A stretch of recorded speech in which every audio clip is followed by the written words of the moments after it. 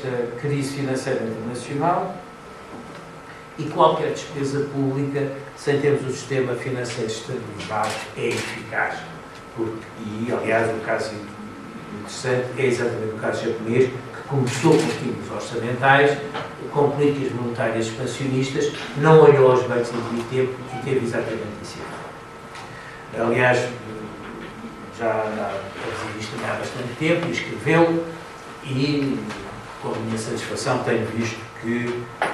pessoas ligadas à política económica internacional, estou a pensar no Greenspan, estou a pensar no Larry Summers, estou a pensar no André Sapir, todos eles também têm lido coisas que eles têm escrito, chamam a atenção que o ponto fundamental é pôr o sistema financeiro a funcionar. E, como tal, os governos devem ser, como são os garantes últimos desse sistema financeiro, devem guardar a sua credibilidade intacta para poder socorrer exatamente o sistema financeiro dos respectivos países. E o que é que se passa com Portugal? Bom, Portugal, no combate à crise, tomou medidas ainda em 2008 que vão ter este ano um impacto com o próprio Estatuto dos Fundados do PEC, portanto, fundados oficiais, 0,4% do PIB, depois fez a iniciativa para o investimento e emprego, que apresentou em janeiro, finais de janeiro, que são mais 0,8% do PIB, o que significa que se as políticas, o que significa que isto tem impactos orçamentais significativos. Qual vai ser, se nós tivermos fazer umas continhas simples sobre a evolução orçamental, nós podemos ver se as políticas forem constantes e o PIB descesse à taxa do PIB potencial e sem receitas extraordinárias, com receitas extraordinárias tudo se pode alterar, mas não, tudo se pode alterar, mas é apenas cosmética, porque do ponto de vista substancial está lá tudo. Portanto, sem receitas extraordinárias, o déficit orçamental manter-se-ia de um ano para o outro. Ora, o déficit em 2008, sem receitas extraordinárias, e isso devemos ao Banco de Portugal, porque eu vou publicar estes números que foram um pouco salientados pela empresa, mas são números muito importantes, é mais um serviço que o Banco de Portugal nos prestou, que as receitas extraordinárias do ano passado rondaram 1,1%, o que significa que o déficit orçamental em 2008, sem receitas extraordinárias, foi de 3,7%. E, portanto, mas nós sabemos que as políticas não são constantes, como vimos ao aumento da despesa nos quadros anteriores de 0,8% e 0,4%, de medidas que foram já decididas em 2008 e outras foram decididas no início de 2009. Os estabilizadores automáticos, isto é, o PIB não vai descer à taxa do produto potencial, mas admitindo o cenário macroeconómico do Banco de Portugal e admitindo que o PIB potencial será qualquer coisa como 1,5%, isso significa que só por esse facto, que o PIB crescer menos do que o PIB potencial, deve ter um impacto de 2,5% no orçamento, o que significa que somarmos os 3,7% de 2008, mais a alteração das políticas, mais o efeito do baixo crescimento do PIB, um número como 7,4 para o déficit deste ano seria um número que seria possível encontrar, mas com algumas, isto não é provavelmente uma previsão, são apenas contas, têm que ser devidamente acauteladas, com o cenário macro atual, o novo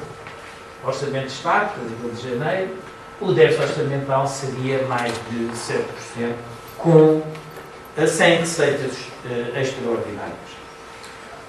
Ora bem, estamos a aceitar que o déficit, que o cenário é o cenário macro de Portugal, mas para termos este 7% é necessário que este déficit seja financiável nos mercados internacionais, coisa que não é clara, pelo menos em preços razoáveis, e se acreditarmos nos números do Governo, em particular, que aquilo que prometeu gastar, de facto, vai gastar. De qualquer forma, uma coisa é certa, a política orçamental de 2009 é uma política orçamental insustentável. temos níveis de dívida pública a ultrapassar, próximo a ultrapassar os 70% do PIB, o que é o nível mais elevado, pelo menos do tempo em que há estatísticas fiáveis. Enfim, no século XIX também, no início do século XX também a dívida pública muito elevada, mas é melhor não falarmos nisso porque foi um período em que, aliás, cessaram os pagamentos, como sabem, no final do século XIX. Portanto, neste momento temos um nível de dívida pública que está a atingir o nível de os limites da nossa capacidade de endividamento público. Mas, além disso, a política orçamental também é sustentável, não só pelo orçamento de 2009, mas também por causa dos grandes projetos públicos. Se nós vimos, e mais uma vez tomando os dados do Governo, e são os dados de outubro, estão no orçamento de outubro, os senhores, todos nós podemos ver, aqui assim temos as parcerias, temos aqui assim as concessões rodoviárias, e como vê, isto aqui são neste subtotal aparecem-nos os encargos com o financiamento das concessões rodoviárias, das parcerias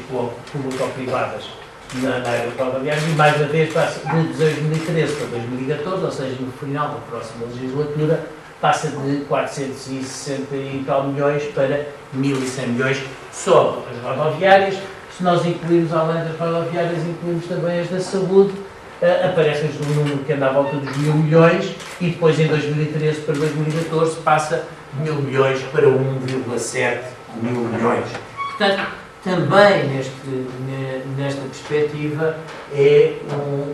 os grandes projetos estão claramente a prejudicar a sustentabilidade das finanças públicas. E gostaria de perder 2 minutos sobre estes projetos públicos, grandes projetos públicos,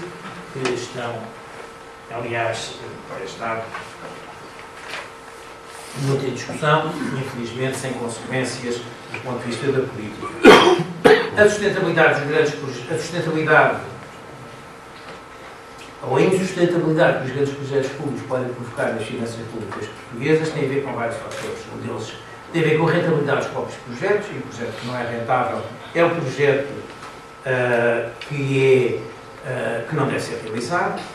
A eficácia na situação da crise financeira internacional é grave, porque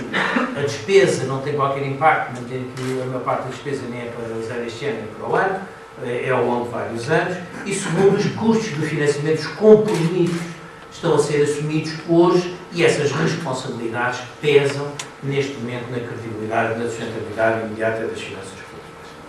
Além disso, cria uma divergência, à medida que este investimento internacional, estes grandes projetos de investimento têm que ser feitos com financiamento internacional, cria uma divergência entre o PIB entre o crescimento do PIB e o crescimento do rendimento nacional, em que o crescimento do rendimento nacional tem que ser necessariamente mais baixo porque temos que pagar ao exterior os juros desse empréstimo.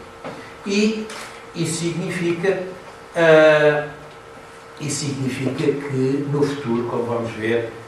o rendimento nacional que é aquilo que nos interessa, que é aquilo que determina o nosso nível de vida médio, significa que o rendimento nacional vai crescer substancialmente menos. Mas os grandes projetos públicos, do meu ponto de vista, devem ser suspensos, uns adiados, outros, e por simplesmente fechados, cancelados, outros, porque as decisões a seu tempo foram tomadas sem uma análise custo-benefício, uma análise social custo-benefício, em que somasse todos os benefícios e todos os custos inerentes ao projeto. Não está garantido, mesmo naqueles que nós conhecemos as análises custo-benefício, na maior parte dos casos, não está garantido que o custo cubra os custos de financiamento, ou seja, que gerem receitas suficientes para pagar os juros e o capital investido no futuro. E mais recentemente, a crise financeira, também porque estamos a viver períodos de grande escassez de crédito. Todo o novo investimento, todo o novo financiamento tem que ser financiamento externo e porque, nesse sentido também, com um grande peso nas finanças públicas no futuro, põe também, ajudam à insustentabilidade das finanças públicas e alargam